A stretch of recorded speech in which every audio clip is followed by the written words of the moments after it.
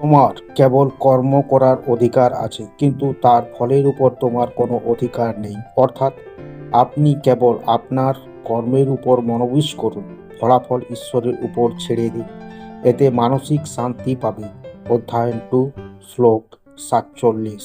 যে তার মনকে জয় করে সে প্রকৃতি যোগী, অর্থাৎ আত্মনিয়ন্ত্রণ এবং মানসিক শান্তি অর্জনের জন্য যোগব্যায়াম অনুসরণ করুন। মন শান্ত থাকলে নৈতিক পাচকতা চলে যায়।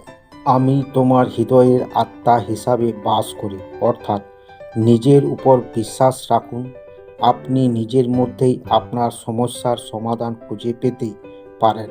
আত্মাকে জানার মাধ্যমে প্রতিটি অসুবিধার মুখোমুখি হওয়া সহজ হয়ে যায়। অধ্যায়ন 10, পদ 20। যতক্ষণ তুমি নিজের মধ্যে শান্তি বজায় রাখবে, ততক্ষণ কোনো বহিঃ পরিস্থিতি তোমাকে বিরক্ত করতে পারবে না। অর্থাৎ প্রতিটি অসুবিধায় ক্ষণস্থায়ী। অত্যন্ত ধৈর্য এবং বোধগম্যতার সাথে তা মোকাবেলা করুন।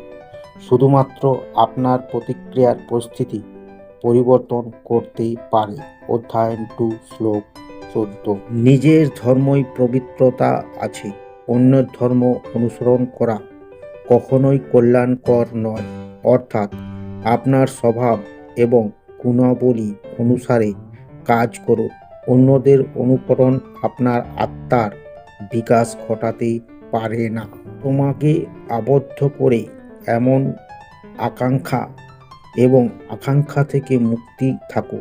অর্থাৎ যখন আমরা আমাদের আকাঙ্ক্ষা এবং প্রত্যাশা কমিয়ে ফেলি, তখন আমরা মানসিক শান্তি এবং তৃপ্তি পেতে পারি। তারা আমার ভক্ত, আমি তাদের সন্তুষ্ট করি এবং তাদের জ্ঞান ও সুখ দান করি। অর্থাৎ ভালো এবং ইতিবাচক মানুষের সাথে থাকুন। তাদের সমর্থন আপনার জীবনে ইতিবাচক পরিবর্তন আনতে পারে। অধ্যায়ন 9, শ্লোক 22। যে ব্যক্তি তার সিদ্ধান্তে বিচক্ষণতা ব্যবহার করে সে কখনোই ভুল হয় না। অর্থাৎ জীবনের প্রতিটি ক্ষেত্রে বিচক্ষণতা ব্যবহার করুন, যাতে আপনার দিক নির্দেশনায় সঠিক থাকে। অধ্যায়ন 2, পদ 50। অহংকার এবং অহংকার এড়িয়ে চলুন। এগুলো একজন ব্যক্তির পতনের দিক নিয়ে যায়। অর্থাৎ রাগ এবং নৈতিকবাচক আবেগ নিয়ন্ত্রণে রাখুন। এগুলো মানুষের জীবনে অশান্তি ও ঝামেলা ডেকে আনে।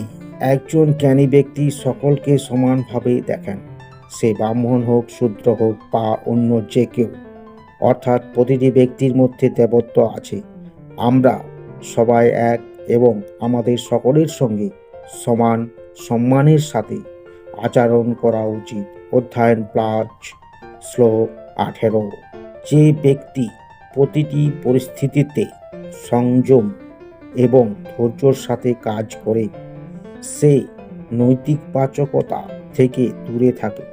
অর্থাৎ জীবনের অসুবিধার মুখেও ধৈর্য ধরে থাকুন।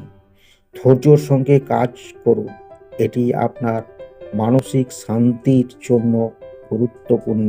অধ্যায়ন 2, পদ 70।